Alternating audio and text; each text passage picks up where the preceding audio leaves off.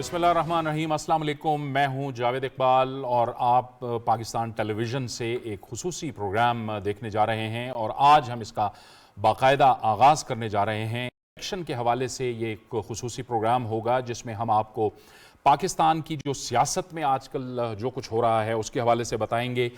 जाहिर है कि इंतखाबी मुहिम तमाम सियासी जमातों की जारी है, उस पर भी हम नज़र रखेंगे और इसके साथ साथ इंतखाबी मुहिम में जो सियासी जमातें अपना मंशूर और अपना एजेंडा और जो कुछ वो इंतखाबात में कामयाब होकर आवाम के सामने रखना चाहती हैं, हुकूमत बना के सामने रखना चाहती हैं, उस हवाले से भी आपको बताएंगे। और इसके साथ साथ हम आपको ये भी बताएंगे कि पाकिस्तान के जो अवाम है वो क्या चाहती हैं, उनकी क्या तवक्कुआत हैं इन इंतखाबात से।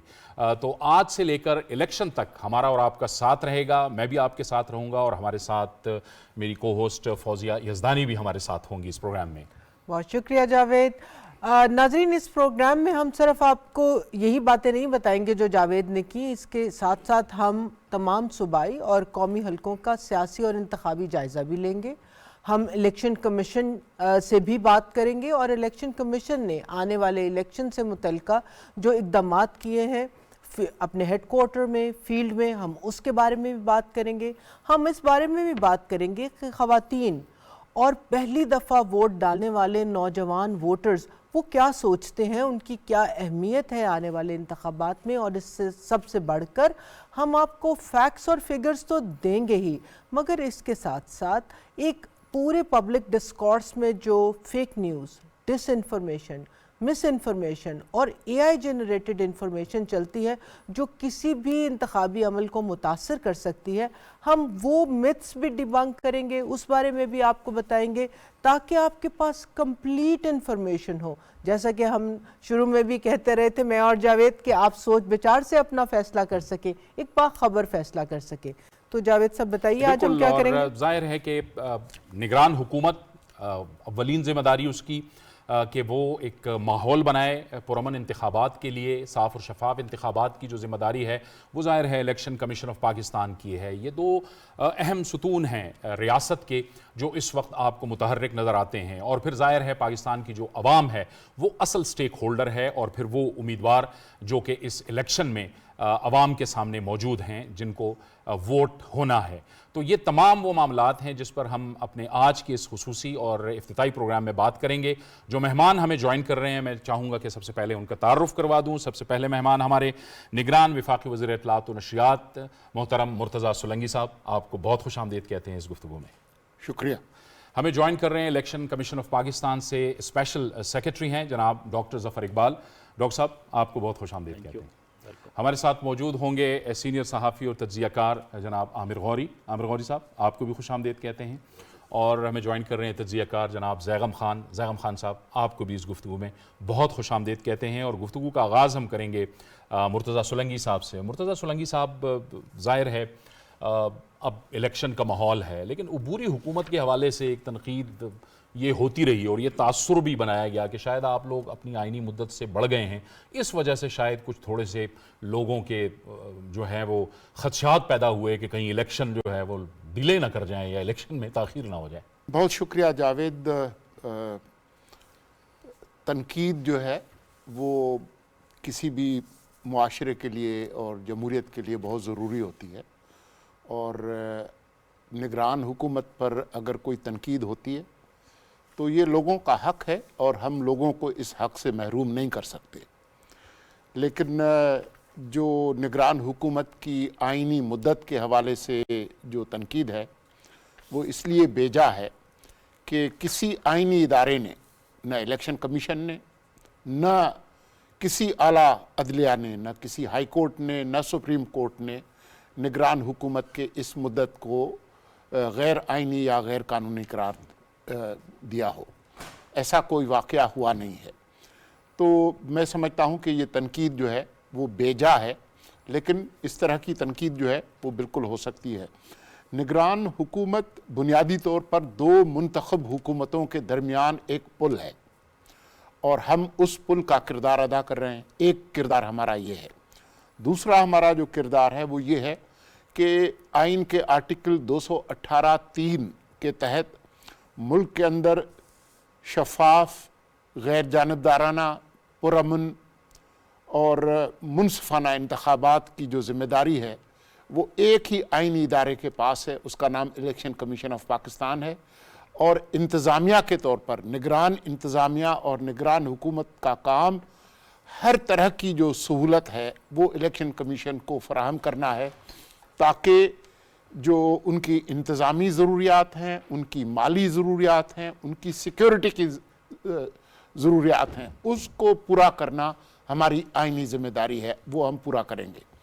तो हम इस पर कारबंद हैं और इंशाअल्लाह जुमेरात 8 फरवरी 2024 को सुबह 8 बजे मेरे ख्याल में पोलिंग स्टेशंस खुलेंगे, लाइनें लगेंगी। हम हर उस शहरी से जिसका वोट है उनसे कहेंगे कि वो अपने ज़मीर के आवाज़ के मुताबिक जिस जमात और जिस उम्मीदवार को वोट देना समझते हैं, ज़रूरी समझते हैं, उनको जाकर वोट दें। ज़बरदस्त, लाउड एंड क्लियर, एग्जैक्टली। और मेरे ख्याल में हमें ये क्रेडिट जो है वो मिनिस्टर फॉर इंफॉर्मेशन को देना चाहिए कि सोलंकी साहब बारहा जिस भी फोरम पे बैठे हैं वो यही दोहराते रहे हैं 8 फरवरी जुमेरात के दिन सुबह 8 बजे और ज़िम्मेदारी इलेक्शन कमीशन की और उनके साथ है। तो शेख साहब बहुत बहुत शुक्रिया, आपने हमें ज्वाइन किया। हम आपसे पूछना चाहते हैं, लेकिन अबूरी हुकूमत के साथ साथ इलेक्शन कमीशन एक वो इदारा है, ज़ाहिर है जिसकी ज़िम्मेदारी तो है, आइनी ज़िम्मेदारी है इलेक्शन करवाना, मगर सबसे ज़्यादा क्रिटिसिज्म भी उनके ऊपर आता है, हर निगाह आपके ऊपर है। तो उस बारे में फिर आप बताइए, ओवर द ईयर्स हमने ये देखा है कि इलेक्शन कमीशन ने अपने इंस्टीट्यूशनली, लीगली, टेक्निकली बहुत इम्प्रूव किया। तो इस दफ़ा के इलेक्शन की जो आपकी तैयारियाँ हैं, कुछ उस बारे में बताइए कि वो कहाँ पर हैं, क्या नई चीज़ मुतारिफ आप करवाने जा रहे हैं, और ख़ास तौर पर इस बारे में बताइए कि ख़वातीन, पहली बार के नौजवान voter, trans, person with disability, इनकी इंक्लूजन और इंतखाबी अमल में शमूलियत के लिए कोई ख़ास इक़दामात इलेक्शन कमीशन ने लिए हों तो बराए मेहरबानी। ऐसे है कि सबसे पहले अगर हम देखें इलेक्शन कमीशन की तैयारियों से मुतल्लिक या हमने क्या इक़दामात उठाए हैं, सबसे पहले अगर देखें तो ट्रेनिंग आती है स्टाफ की। पोलिंग स्टाफ की ट्रेनिंग के लिए हमने खसूसी स्टेप्स लिए हैं। फिर उसके बाद आप जो ज़्यादा उंगली उठती है वो होती है ट्रांसपेरेंसी पे, कि ये जी हमें उसका गोशवारा मिला, गिनती का गोशवारा मिला, वो ठीक नहीं है, उसमें गलतियां हैं, और उस प्रिजाइडिंग अफसर ने 2 नाम लिख दिए हैं, 4 छोड़ गया है, जिसको वोट नहीं मिले उसने नाम ही नहीं लिखे। तो इस दफ़ा इलेक्शन कमीशन ने पहली दफ़ा पाकिस्तान की हिस्ट्री में हम फार्म 45 जिसको हम कहते हैं स्टेटमेंट ऑफ द काउंट, गिनती का गोशवारा, वो प्री प्रिंटेड होगा जिसमें सारे कैंडिडेट्स के नाम होंगे। एक्सीलेंट। बैलेट पेपर के साथ साथ उसकी प्रिंटिंग भी हम शुरू करा रहे हैं, वो भी पोलिंग स्टेशन पे मतलब प्रिंट होके जाएगा। इसके अलावा अगर हम देखें तो EMS हम शुरू कर रहे हैं, जो इलेक्शन मैनेजमेंट सिस्टम है, उसमें तमाम रिटर्निंग अफसरों को हम फैसिलिटेट कर रहे हैं, फैसिलिटेशन है। उनको हमने लैपटॉप्स भी दिए हैं, उनको हम डेस्कटॉप्स भी हमने दिए हैं, साथ ही उनको ट्रेंड स्टाफ पहली दफ़ा हम दे रहे हैं, वरना हम ट्रेंड स्टाफ नहीं देते थे। ट्रेंड स्टाफ होगा, नादरा का भी वहाँ पे बंदा मौजूद होगा, जो हमारे डेटा एंट्री ऑपरेटर्स हैं वो भी मौजूद होंगे। तो इस दफ़ा हमने कोशिश की है हम जिस हद तक फैसिलिटेट कर सकें उनको फैसिलिटेट करें। साथ ही जो प्रिजाइडिंग अफसर होगा जब वो ट्रांसलेगा रिज़ल्ट, तो उस पर अगर तो हमारे पास कनेक्टिविटी अवेलेबल है तो उसका जो रिज़ल्ट है वो ट्रांसमिट हो जाएगा। अगर कनेक्टिविटी अवेलेबल नहीं है तो हमने ख़ास तौर पे ये इंस्ट्रक्शन दिए हैं कि ये ना कहे कि जनाब कनेक्टिविटी नहीं थी तो मैं वहाँ पोलिंग स्टेशन पे बैठा रहा हूँ, जैसा पिछली दफा जी हुआ। हाँ। तो इस दफ़ा जी हाँ जी, तो इस दफ़ा हमने ये कहा है कि अगर कनेक्टिविटी अवेलेबल नहीं है तो बस आप प्रोसीड करें, ओके, वो ओरिजिनल रिजल्ट लेके आएगा। अच्छा, इसके साथ साथ तो फिर सॉरी सर, मैं कता कलामी की माफ़ी, तो फिर वो जो उसने वहाँ पर उस ऐप का क्या होगा, वो उसके साथ क्या करेगा? पिछली दफ़ा तो ये था ना कि वो उसको तस्वीर लेनी थी, अपलोड करना था, कनेक्टिविटी नहीं हुई, उस वजह से वो एक बहुत बातें चली। तो अब वो तस्वीर लेगा या नहीं लेगा, क्या करेगा? वो RTS इलेक्शन मैनेजमेंट, ये थोड़ा सा सिस्टम ये मुख्तलिफ है। तस्वीर वो लेगा, ट्रांसमिट तो ज़ाहिर है उसी तरीके से उसने करना है, तो वो उसकी तस्वीर लेगा, उस पर उसकी टाइमिंग्स होंगी, ये टाइम स्टैम्प उसका टाइम होगा। ओके, अगर वो ट्रांसमिट नहीं भी होती तो हमें एग्जैक्ट पता होगा कि किस वक्त इसने ट्रांसमिट करने की कोशिश की, उसका एनालिसिस इलेक्शन कमीशन करा सकता है, एक्सीलेंट, ठीक है ना। तो साथ ही उसका ओरिजिनल रिजल्ट भी आएगा। इसके अलावा हमने ट्रांसपेरेंसी को इंश्योर करने के लिए जो मैं फार्म 45 की बात कर रहा था, बहुत इम्पोर्टेंट है। वो फार्म 45 इंतहाई हद तक आम भी है, और साथ ही हमने इस दफ़ा ये किया है कि उस पर जो दस्तखत हैं पोलिंग एजेंट के या इलेक्शन एजेंट के, वो भी दस्तखत करेंगे। हमने बाकायदा प्रिंट करा दिए है।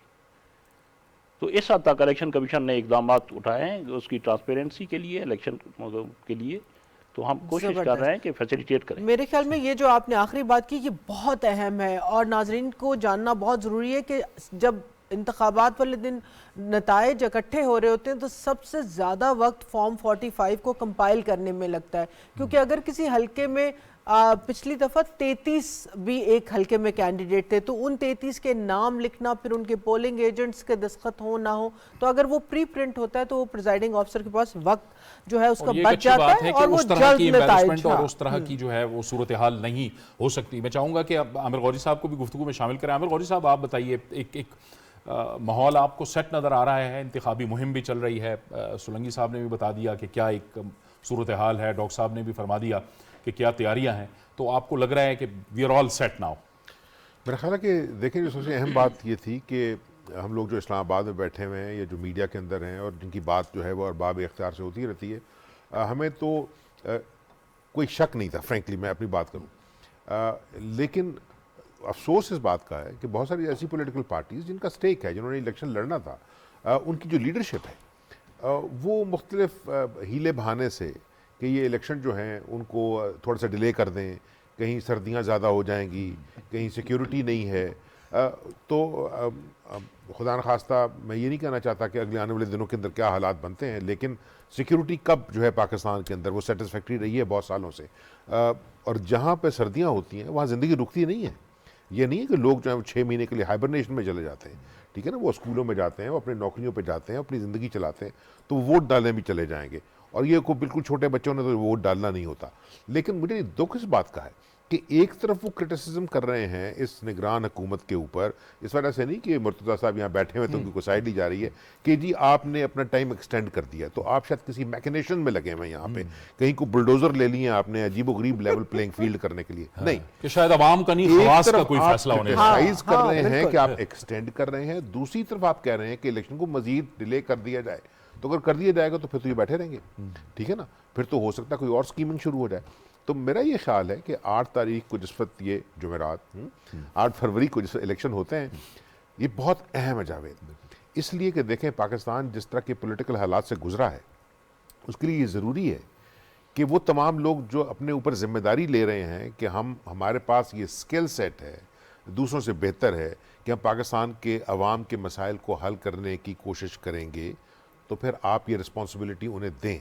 अगर वो समझते हैं कि वो इस टूटी हुई इकॉनमी को जोड़ सकते हैं, इस टूटे हुए माशरे को जोड़ सकते हैं, ठीक है ना, ये जो सूबों के दरमियान इशूज़ चल रहे हैं, जो बलूचिस्तान के अंदर जो सिचुएशन है, जो KP में सिचुएशन है, ज़रूरी नहीं कि पंजाब और सिंध जो है वो बहुत सेटिस्फाइड सिचुएशन में, तो अगर वो जिम्मेदारी लेना चाहते हैं एज़ अर्ली एज़ पॉसिबल, इस वजह से कि अगर जिम्मेदारी उनको ना दी गई तो फिर जावेद इस मुल्क के जो मसाइल हैं उनमें जितना इजाफा होगा, मैं उसके ऊपर अभी बात नहीं करना चाहता। जावेद, मैं पेशतर इसके कि हम ज़गम को शामिल गुफ्तगू करें, ज़गम आपकी इजाज़त से, क्योंकि जो आमिर ने बात की तो अब मेरे दिमाग में ना एक सवाल मिनिस्टर साहब के लिए आ गया कि आपसे सब स्टेक होल्डर्स, जो पोलिटिकल स्टेक होल्डर हैं, सियासी लीडरान हैं, सियासी पार्टियाँ हैं, मीडिया में देख लीजिए, कहीं पर भी देख लें, एक लफ्ज़ जो है वो बार बार कूद कूद के हमारे सामने आता है और वो है लेवल प्लेइंग फील्ड।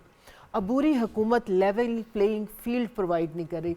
तो अब मैंने ये पूछना था कि आपने कहा कि अबूरी हुकूमत इंतज़ामी तौर पे तो इलेक्शन कमीशन के साथ है, इलेक्शन कमीशन कर रहा है, कह रहा है कि हमने सब काम कर लिया, तो फिर अबूरी हुकूमत ने कोई ख़ास बुलडोज़र्स ख़रीदे हैं लेवल प्लेइंग फील्ड क्रिएट करने के लिए? बड़ा अच्छा सवाल है। देखें, हमने तो कोई बुलडोज़र नहीं ख़रीदा, बुलडोज़र्स पहले से मौजूद हैं और वो 75 साल से चल रहे हैं, 76 साल से। इस मुल्क में जो अशराफिया है उनके पास तो हमेशा लेवल प्लेइंग फील्ड रही है। जो अखराजात हैं इलेक्शन के मुहिम के, चाहे वो कौमी असम्बली के हों, सेनेट के हों।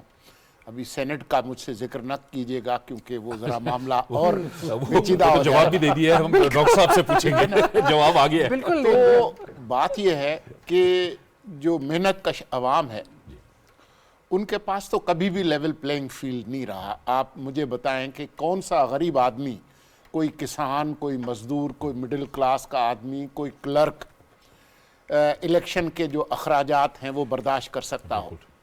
लेकिन ये जो इलेक्शन कैंपेन फाइनेंस रिफॉर्म्स की जो बात होती है वो निगरान हुकूमत ने तो नहीं करने, ये हमारे उन्हीं जो जमहूरियत पसंद जो सियासतदान हैं उन्होंने ही करने हैं। तो मैं इसकी ज़्यादा निटी ग्रिटी में नहीं जाऊंगा, लेकिन मैं ये आपको ज़रूर बता सकता हूं कि जो पब्लिक डोमेन में जो शिकायत हैं, पीपल्स पार्टी को शिकायत है कि पंजाब में उनको लेवल प्लेइंग फील्ड नहीं मिल रहा, नून लीग को शिकायत है कि उनको सिंध में लेवल प्लेइंग फील्ड नहीं मिल रही, मौलाना फजल रहमान को शिकायत है कि खैबर पख्तूनख्वा और बलूचिस्तान में जो सिक्योरिटी की सूरत हाल है उसकी वजह से उनको लेवल प्लेइंग फील्ड नहीं मिल रही। इसी तरह की शिकायत 2013 के इंतखाबात में अवामी नेशनल पार्टी को थी, पीपल्स पार्टी को थी कि जो टीटीपी और दहशतगर्दी की वजह से वो अपने जलसे नहीं कर सकते थे। तो ये शिकायत एक तरह से तमाम को हैं। तो और अगर तमाम जमातें शिकायत करें कि उनको लेवल प्लेइंग फील्ड नहीं मिल रही, तो फिर इलेक्शन तो वही लड़ रहे हैं ना, आप और मैं तो नहीं लड़ रहे, ना गौरी साहब लड़ रहे हैं, ना हम लड़ सकते हैं। हम तो आईनी तौर पर न हमारा कोई रिश्तेदार, कोई घर वाले इलेक्शन लड़ ही नहीं सकते। तो मैं समझता हूं कि ये जो लेवल प्लेइंग फील्ड का जो ज़्यादा जो तनकीद हो रही है, दर हकीकत हमारे यहाँ एक हमदर्दी का कल्चर भी होता है कि अगर हम अपने आप को मजलूम साबित करें तो शायद लोग हमारी तरफ ज़्यादा मुतवज्जा होंगे। तो मुझे तो ऐसा ही लगता है। लेकिन मेरे ख्याल में आप पाकिस्तान टेलीविज़न पे बैठे हैं, आप मुझे बताएं कि आप मुख्तलिफ जमातों के दरमियान कोई तमीज़ तखसीस करते हैं?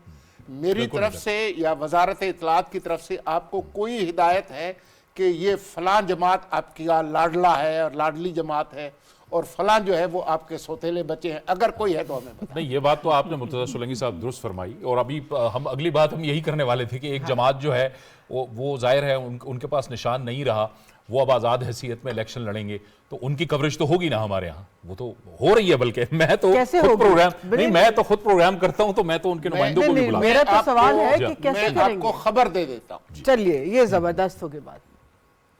खबर ये है कि बतौर निगरान वजीर इत्तलात मैंने तमाम जमातों से रब्ता करने की कोशिश की है बशमूल पीटीआई, ठीक, और उनसे कहा है कि जब हम तमाम जमातों के नुमाइंदों के इंटरव्यूज़ करेंगे तो बराबर टाइम आपको भी देंगे और आप तय करें कि जी आपके किस नुमाइंदे से हमने इंटरव्यू करना। बहुत, ये तो बिल्कुल ये अपने इस लेवल पे तो लेवल प्लेइंग फील्ड बिल्कुल दे दी है, ये बिल्कुल बेहतर बात है। ज़ैगम खान साहब, आप बताइए, ये एक इब्तिदाई एक डिस्कशन तो हो गई, एक मंजरनामा आपके सामने भी आ गया है, क्या कहिएगा कि एक बेहतर माहौल में हम आगे बढ़ रहे हैं? देखिए, आप अवामी सोच की नुमाइंदगी कीजिए। अवामी सोच ये है कि आप वजारत ज़राअत के मसले जो है वजारत इत्तलात से पूछ रहे हैं और सोलंकी साहब ने सब पार्टियों को कहा कि वो भी कह रही हैं लेवल प्लेइंग फील्ड नहीं है, वो भी कह रहे हैं लेवल प्लेइंग नहीं है। पीटीआई की बात नहीं की जिनके पास फील्ड ही नहीं है। देखिए, ये एक हकीकत है, we can explain it away, हम जो वर्डिक्ट है उस पर बात कर सकते हैं, लेकिन ये एक बहुत बड़ी हकीकत है कि पाकिस्तान की बहुत बड़ी पार्टी, पिछले इलेक्शन की सबसे बड़ी party, it can be argued कि स्टिल लार्जेस्ट पार्टी, पोल्स तो ये बताते हैं, वो बतौर पार्टी इस इलेक्शन में हिस्सा नहीं ले रही। ये साया इस इलेक्शन के ऊपर रहेगा और आने वाली हुकूमत के ऊपर भी रहेगा। पार्टी के तौर पे वो बरकरार है। जो पार्टी होती है उसको सिर्फ इंतज़ामिया सुप्रीम कोर्ट के पास अपना भेज के और सुप्रीम कोर्ट के ज़रिए से किसी पार्टी को बैन किया जा सकता है, वो तो हो नहीं सकता। लेकिन एक छोटी सी जो इंतज़ामी तरकीब है उसकी वजह से वो पार्टी हकीकी तौर पर बैन हो चुकी है। For the sake of this election that party is band. ठीक है जी।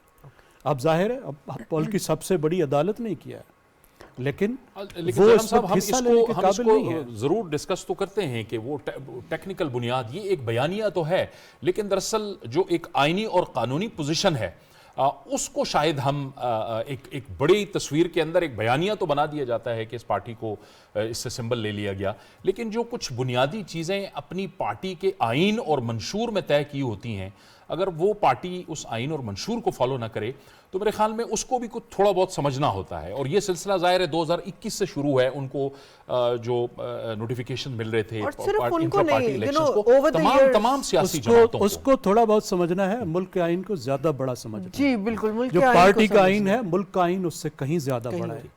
और पाकिस्तान की जो कॉन्स्टिट्यूशनल स्कीम है उसमें इंटर पार्टी इलेक्शंस जो हैं वो जमहूरियत से बड़े नहीं हैं, वो आर्टिकल 17 से बड़े नहीं हैं।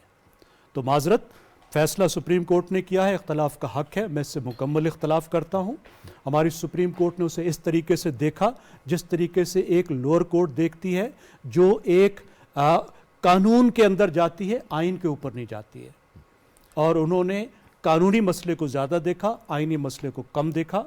मेरी राय में उसकी वजह से जो एक साया है पाकिस्तान के इलेक्शन पे वो बिल्कुल रहेगा, और जो लेजिटिमेसी है इस इलेक्शन की वो क्वेश्चन होती रहेगी, और आने वाली हुकूमत की भी उसकी वजह से लेजिटिमेसी क्वेश्चन होगी। अच्छा, चले हमें अभी इस गुफ्तगू में एक ब्रेक पे जाना है, एक मुख्तसर सी ब्रेक लेंगे, और ब्रेक के बाद जब हम वापस आएंगे तो इस गुफ्तगू को हम मज़ीद बढ़ाएंगे।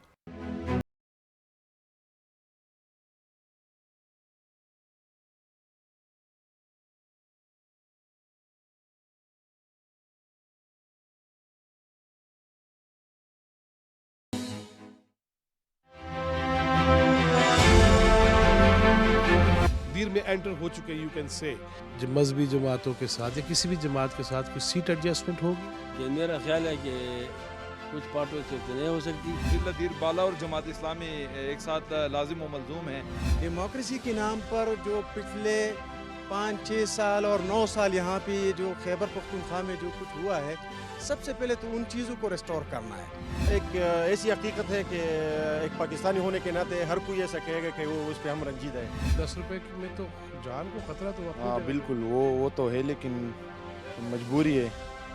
क्या करें, मजबूरी है। मजबूरी है।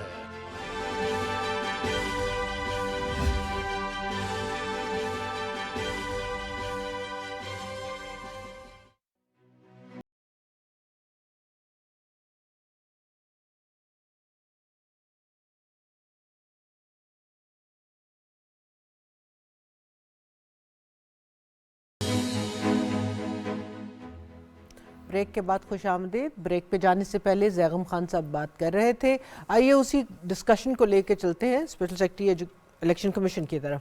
जनाब सर, आप ये बताइए कि एक बात जो जैगम साहब की डिस्कशन आप सुन रहे थे, एक तो अगर आप उस पर कमेंट करना चाहें जो अदालती फैसला आया, तो फिर उसके बाद मैं अगला सवाल आपसे करती हूं। ठीक है, उसमें देखें जैगम साहब की अपनी राय तो हो सकती है, बेशक ठीक है ना, मैं उससे ना तो इख्तलाफ करूंगा ना कोई ऐसी बात करूंगा, फेयर एनफ, उनकी ये अपनी राय है।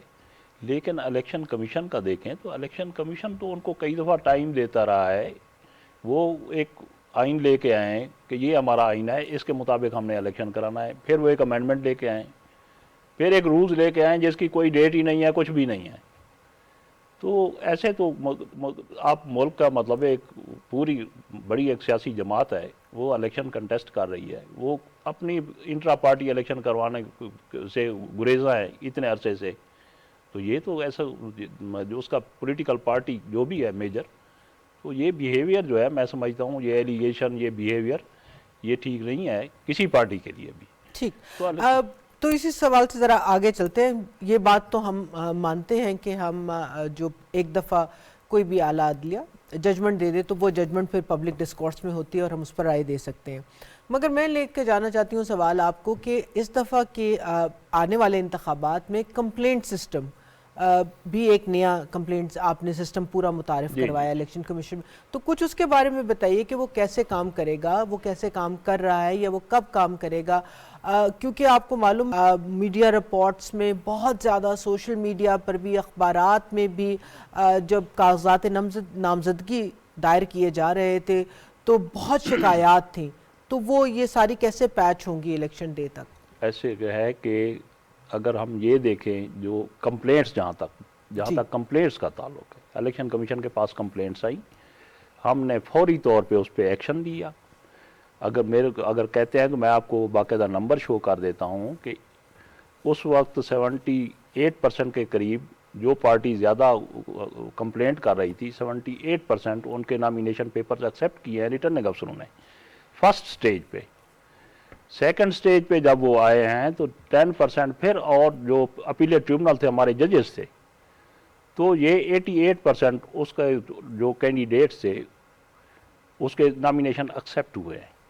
हमारे पास जो कंप्लेंट सेल है हमारा वो इस हद तक फंक्शनल है कि स्टेट ऑफ द आर्ट हमने उसमें पूरा सिस्टम लगाया हुआ है। यूएन नंबर है, फैक्स है, टेलीफोन्स है।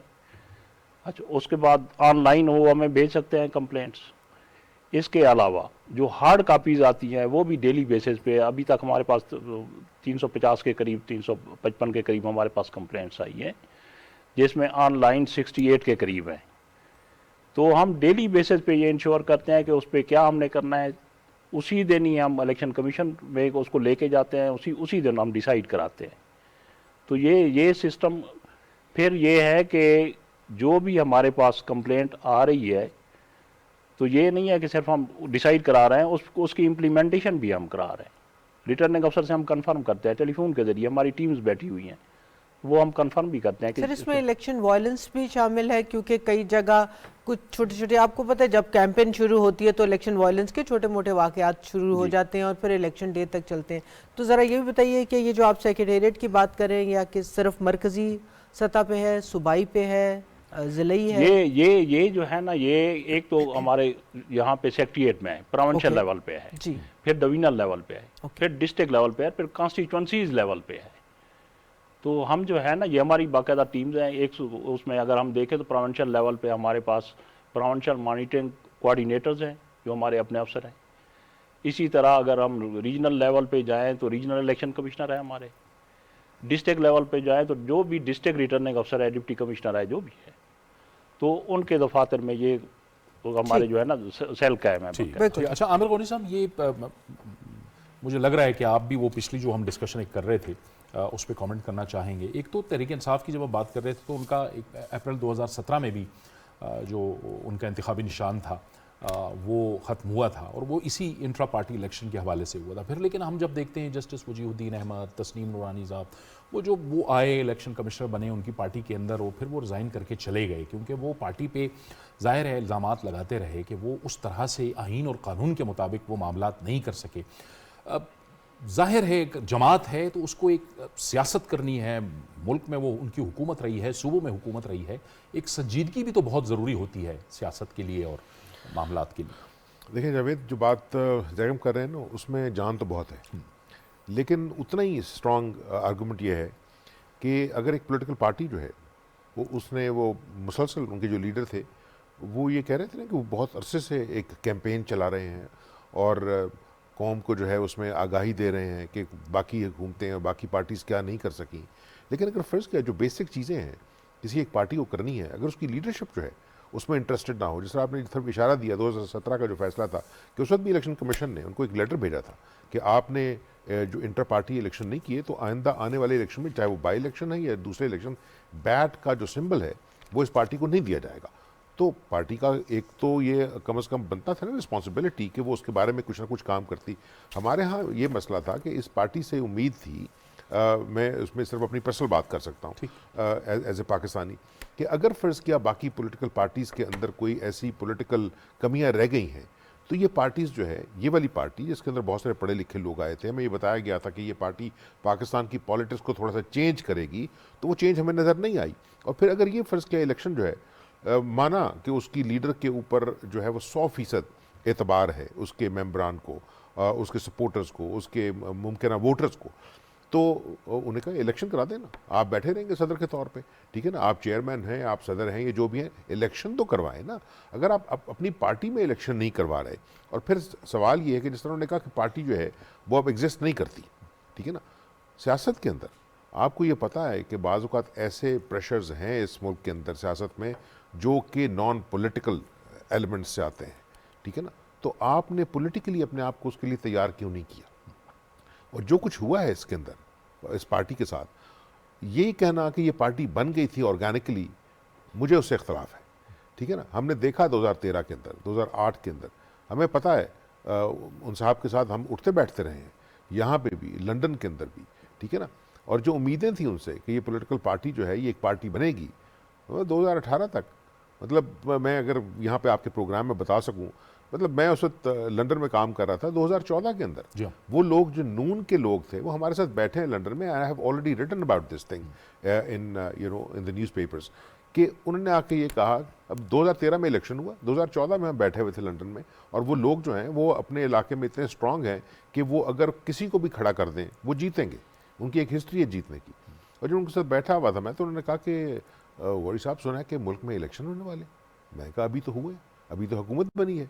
ठीक है ना, उन्होंने कहा नहीं, हमें ये बताया गया है कि आप इलेक्शन के लिए तैयार हो जाएं, और अगला इलेक्शन जो है वो आपने नून की टिकट से नहीं लड़ना, आप इंडिपेंडेंट लड़ेंगे और मैं पता आप जीत जाएंगे, उसके बाद फिर हम आपको बताएंगे कि आपने किस पार्टी को ज्वाइन करना है। ठीक है ना, अब उस वक्त हमें परेशानी थी कि अभी तो इलेक्शन हुआ है, ये क्या होने लगा है। लेकिन अब ये देख लीजिए, क्योंकि इस मुल्क के अंदर हर चीज़ थोड़े अरसे बाद एक लंदन प्लान के तौर पे आती है, और बहुत सारे लंदन प्लान का मैं जो विटनेस हूँ वो तो कभी किताब में लिखेंगे। जो कुछ वहाँ हुआ है, जिस तरह लोग इकट्ठे हुए हैं, और फिर जो धरने का मामला हुआ है इस मुल्क के अंदर, वो आप लोगों ने यहाँ देखा होगा। मैं उस पाकिस्तान के अंदर नहीं था, लेकिन जो धमा चौकड़ी मचाई गई है, और फिर वो तमाम लोग जो दिए गए थे इनको, जिनको हमने टर्म्स नहीं सुनी, ये इलेक्टेबल्स हैं, ये सिलेक्टेबल्स हैं, ये अपने इलाके से जीतेंगे, और वो उठा के दिए गए। अगर उनकी इस पॉलिटिकल पार्टी के साथ जुड़त होती तो वो खड़े रहते। ये कहना कि वो एक टेलीफोन कॉल पे निकल गए हैं, वो प्रेशर में निकल गए हैं, I do not accept this. और अब फर्ज किए जो लोग आए हैं, देखें ना, अब लीडरशिप की आप ये बात सुन लें, सिर्फ दो आपको मैं मिसालें देता हूँ कि इन रीसेंट वीक्स के लीडर जो हैं वो चूँकि आजकल जो हैं वो जेल में हैं, उन्होंने ये कहा कि मुझे तो नहीं पता कि इनको, ये जो नए कैंडिडेट्स हैं, इनको किसने सेलेक्ट किया। उन्होंने कहा भाईजान रोज़ आपके पास जाते हैं ना जो आपने चेयरमैन बनाए हुए थे, उन चेयरमैन से जिस अदालत ने पूछा कि आप कब बने हैं, उन्होंने कहा मैं तो रिसेंटली बना हूँ। ठीक है ना, तो जो पार्टी है उसने भी कोई कोशिश नहीं की अपने आप को एक पॉलिटिकल पार्टी के तौर पे, यानी जो मुश्किलात फ़र्ज़ किया 16 महीने में उसके पास आई हैं, ये 20 महीने में आई हैं, जो कुछ उसके साथ हुआ है, सियासी पॉलिटिकल पार्टीज़ जो हैं और लीडरशिप वो भी गलतियाँ करती रही हैं। उन्हें ओन करना चाहिए ना कि अगर फ़र्ज़ किया उनके साथ ये हुआ गया है कि उनके साथ बैट उनसे छिन गया है, तो उन्होंने तो एक बंदोबस्त किया हुआ था, ठीक, वो भी नहीं हुआ। इस वजह से कि जो देखें, अगर आपसे उम्मीद ये है कि अगर आप रूल्स एंड रेगुलेशंस फॉलो नहीं करेंगे, ठीक है ना, हाईएस्ट लेवल पे, तो फिर ये कहना कि अवाम कल जो है वो सड़क के ऊपर जो है ना वो लाल बत्ती पे रुक जाए और ग्रीन बत्ती के ऊपर चल पड़े, वो नहीं होगा। ये आपने बात की लंदन प्लान के वाले। जी मैं इधर लेना, जी मैं आपकी तरफ ही लाना चाह रही थी।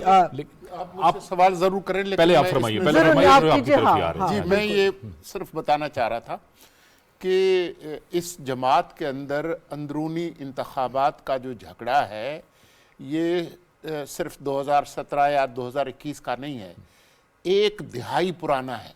2013 में पहली बार आम इंतखाबात से पहले इस जमात के इंतखाबात हुए थे, जिसके बारे में आज ही एक और बानी रुकन जो हैं फौजिया कसूरी साहिबा, उन्होंने ट्वीट किया है कि ये मामला 2013 के इंतखाबात में पहली धांधली हुई थी, और उन्होंने इल्ज़ाम लगाया हमारे मौजूदा सदर आरिफ अलवी, हामिद खान, इन पर इल्ज़ाम लगाया कि इन्होंने धांधली की उस इलेक्शन में। और उसके बाद फिर ये जो जस्टिस वजी की कमीशन और तस्नीम की, वो बात की बात है। अच्छा, अब बात ये है कि ये बात ज़रूर हो सकती है कि जी आखिरकार सिर्फ ये मसला जो है वो सिर्फ ये इंसाफ और पार्टी का आइन और पार्टी की जमहूरियत सिर्फ एक जमात के लिए क्यों है। बात यह है कि ये फड्डा और किसी जमात के अंदर हुआ नहीं है। हर पार्टी अपने आइन के तहत इंतखाबात कराने की पाबंद है। सेक्रेटरी साहब बैठे हैं, वो आपको बताएंगे। लेकिन ये ज़्यादा फड्डा जो है ये अंदरूनी इलेक्शन कमीशन ने खुद नोटिस नहीं लिया, उनके पास शिकायत गई है। फिर इस्लामाबाद हाई कोर्ट इस पर एक फैसला दे चुकी है, जिसमें जब चैलेंज किया गया था अकबर इस बाबर का, उन्होंने करार दिया कि नहीं, ये है बानी रोकन।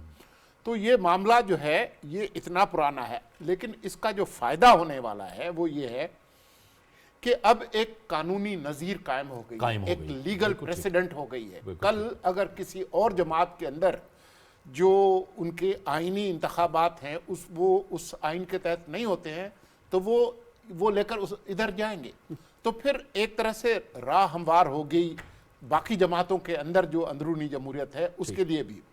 ये कैसे हो सकता है कि आप मुल्क के जो अपनी पार्टी के अंदर जमहूरियत नहीं होने देंगे लेकिन मुल्क के अंदर जो है वो जमहूरियत लाएंगे? बड़ी जबरदस्त। मैं बिल्कुल मैं आपको क्वेश्चन दे रही हूँ, आप उसी के साथ करिए क्योंकि मिस्टर साहब के पास हम बाद में आ जाएंगे। इस पूरी डिस्कशन से ना जो मुझे बात सामने आ रही है, एक तो ये कि एक जमहूरियत भी एक अब्यूज सा वर्ड होने लग गया है, वो अपनी जगह है, मगर आने वाले इंतखाबात और इस पूरा जो पब्लिक डिस्कोर्स है जो इस पूरे इंतखाबी as we are gearing up to general election 2024 की बात करें, दो चीज़ें बार बार हम देखेंगे, पॉपुलिज्म या रूल ऑफ लॉ। ये जितनी डिस्कशन हुई मुझे लग रहा है कि उसको मैं ये दो उसके धड़े से बन रहे हैं। आप इसको देख रहे हैं ऐसे? किस चीज़ की तरफ हमें जाना चाहिए? क्या हमें रूल ऑफ लॉ प्रोपोगेट करना चाहिए या हमें कहना चाहिए पॉपुलिज्म होना चाहिए? क्योंकि दोनों के प्रो एंड कॉन है और ये सभी को इफेक्ट कर रहे हैं। जी देखिए, पहली बात तो ये है कि मैं सोलंकी साहब के ऑप्टिमिज्म की दाद देता हूँ, बिल्कुल बहुत ऑप्टिमिस्ट हैं इस फैसले के हवाले से।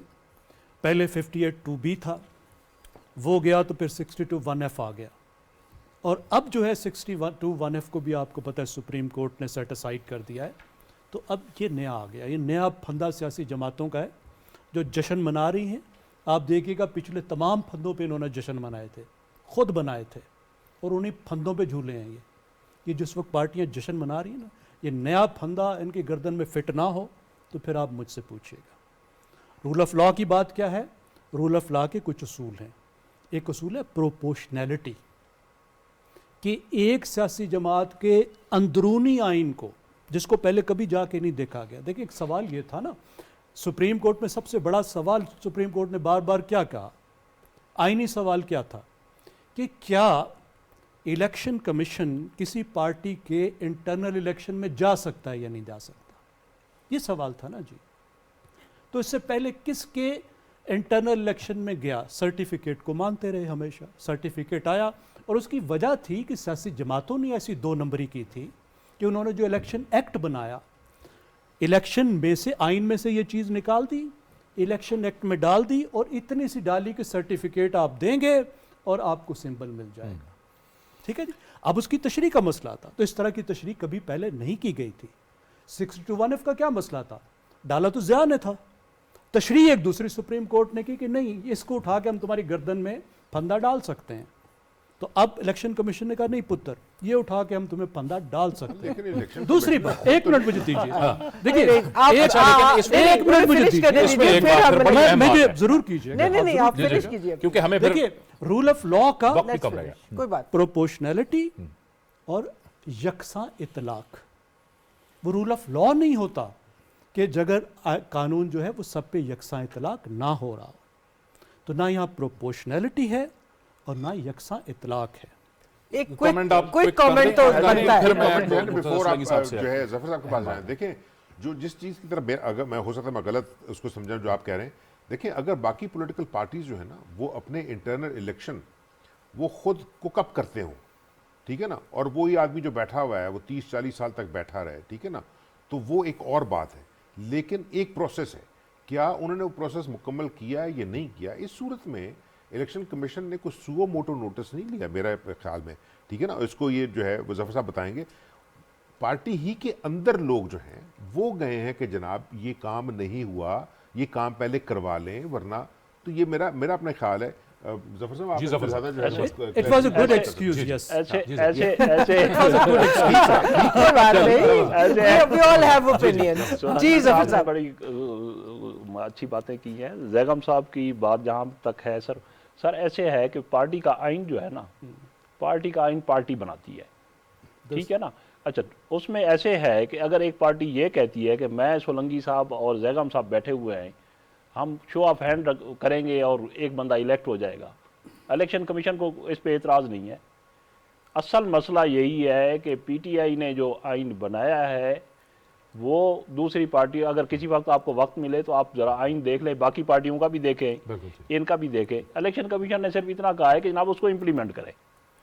ठीक, इम्प्लीमेंटेशन इलेक्शन कमीशन ने और नहीं कहा, उन्होंने कहा जी आपने आइन को आपने इम्प्लीमेंट करके इंट्रा पार्टी इलेक्शन करें। चलें, ये आपने अहम बात की। अब वो आमिर गौरी साहब, थोड़ी देर पहले आप वो लंदन के हवाले से कुछ बात कर रहे थे, तो हमने वो प्लान्स की तो काफ़ी बातें सुनी, लेकिन वहाँ पे एक अच्छी बात भी हुई थी, और वो था मीसाक़े जमहूरियत, जो पाकिस्तान की बड़ी सियासी जमातों के दरमियान हुआ था, और आप वहाँ मौजूद थे, आप रिपोर्ट कर रहे थे उसको। यानी तमाम मुश्किलात के बावजूद जो पाकिस्तान की सियासी जमातें हैं, वो पाकिस्तान को मुश्किलात से निकालने की जो है पूरी सलाहियत रखती हैं, कमिटमेंट के साथ अगर काम किया जाए। मुर्तज़ा सोलंकी साहब, इस सारी गुफ्तगू में हम ज़रा इंतखाबी मुहिम की भी एक बात कर ले, मैं चाहूँगा उस पर आप कमेंट कर दें।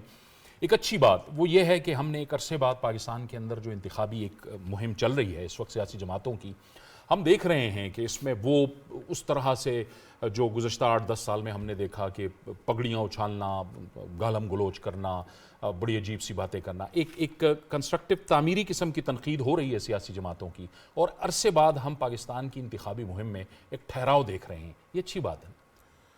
मेरे ख्याल में आप बहुत ज़्यादा रजायत पसंद शख्स हैं। मैं आपकी मैं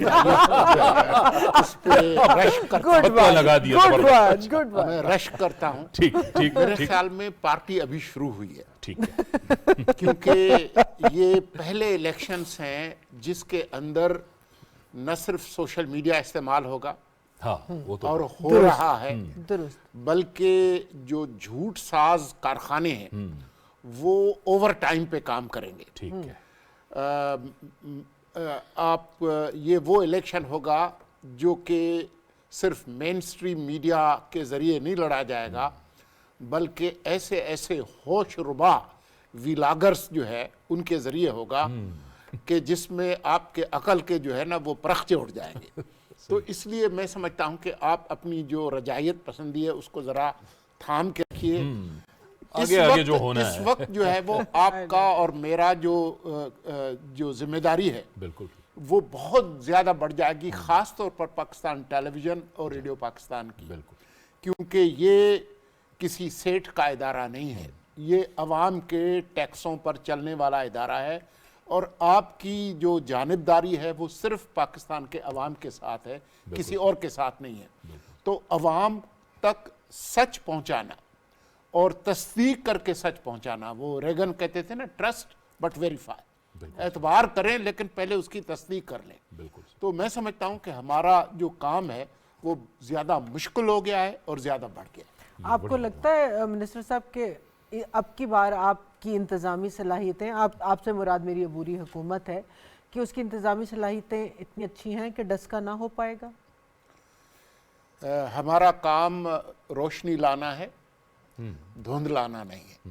तो अभी तक जो है वो पिछले जो 5 महीने में हमने जो उमूमी जो हालात हैं, चाहे वो सियासी हों या मुआशी हों, उनको बेहतर किया है। हमारी एक कमिटमेंट है पाकिस्तान के अवाम के साथ कि जिस हालत में मुल्क हमें मिला था उससे बेहतर हालत में अगली मुंतखब हुकूमत के हवाले करके जाएंगे। चलें, ये आपने बात की, जरा जी सर, ऐसे है कि सोलंकी साहब ने बड़ी अच्छी बात की है, दस्का वस्का वाला भूल जाएं।